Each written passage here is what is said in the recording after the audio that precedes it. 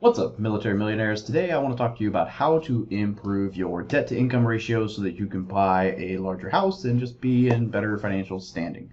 So the first way is to pay off debt, right? Stands to good reason that in order to increase your debt to income ratio, you should have less debt. So if you pay off debt, then that will help you. So for example, if you have a $30,000 auto loan or a $1,000 credit card, you should probably pay down the credit card first because that will drop your monthly payment, while your auto loan, if you pay down $1,000 worth of it, the payment itself is not actually going to drop at all, right? So that's kind of how this works. You want to, but if you have a $5,000 personal loan and a $10,000 credit card, then maybe you pay off the $5,000 personal loan first because you could pay that off faster and drop the payment than the 10,000, anyway. So understanding that you want to lower your debt and lower your monthly payment in order to boost your debt to income ratio.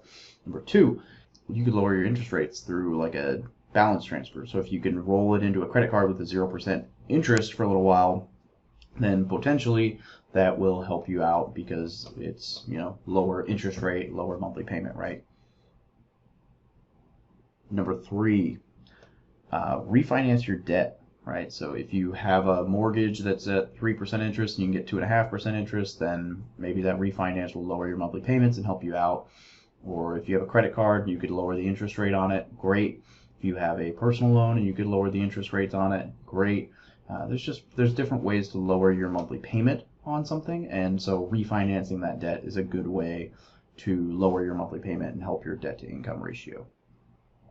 Number four, if you're looking to qualify for a loan, use your partner or your spouses or whoever you're buying the house with, use their income on the statement as well. So a lot of times I won't include my wife's personal finances when I'm buying a property because I just don't want to mess with them pulling a credit report on her. I'll just use all my debt to income stuff because Missouri loans aren't that expensive, so I can qualify.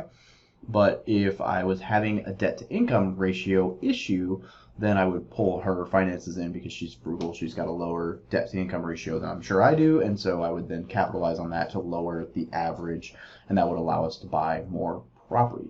The fifth way to improve your debt to income is to negotiate a higher salary, right? So I feel like that's self-explanatory, but if you can increase your salary for what you're already doing, then that increases your debt to income, especially if it's an actual job where you've got you've had a history of income from that job. So prime example, if you're in the military and you find a way to get promoted, then take it because that will absolutely help your debt to income ratio. Or if you can increase your housing allowance, that will help. Different things like that, right? So a single guy who doesn't rate BAH will obviously not qualify for nearly as much home as somebody who has a basic housing allowance, right? The sixth way is through side hustles. So earning extra money with a side hustle is a great way to improve your income. However, it's not going to be something you can count towards your income until you've had it around long enough and consistently enough that it can be on your actual tax statement from the last year, like your IRS statements.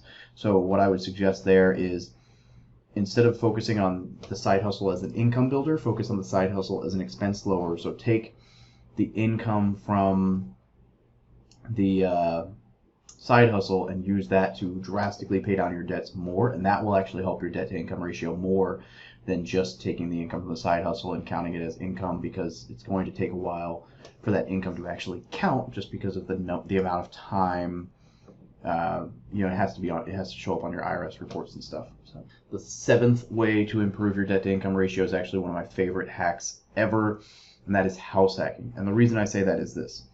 If you buy we'll say duplex, the unit that you're going to rent out, you can count the projected gross monthly rents from that unit as towards your income, 75% of that towards your income.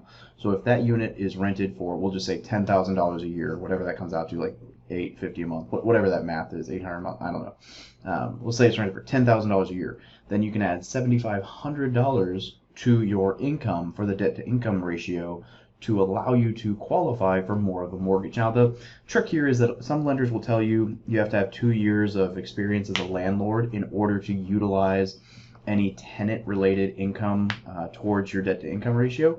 So the trick there is to just hire a property manager who has over that 2 year amount of time inexperienced. So then you can be like, hey, look, I don't, but I've hired this person, so we're still going to be able to use it because they have the experience, and that's the way around it.